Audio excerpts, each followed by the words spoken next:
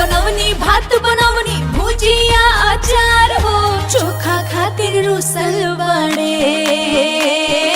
चोखा खातिर रुसल बाड़े राजा जी हमार हो चोखा खातिर रुसल बाड़े राजा जी हमार हो चोखा खातिर रुसल बाड़े।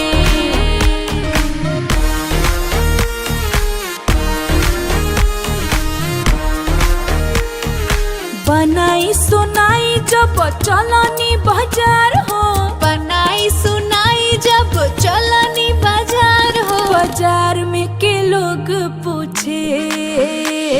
बाजार में के लोग पूछे इके हाथों हार हो बाजार में के लोग पूछे इके हाथों हार हो बाजार में के लोग पूछे।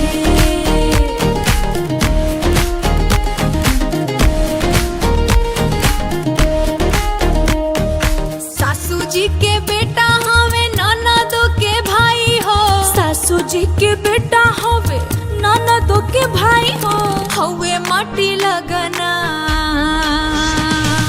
हवे माटी लगना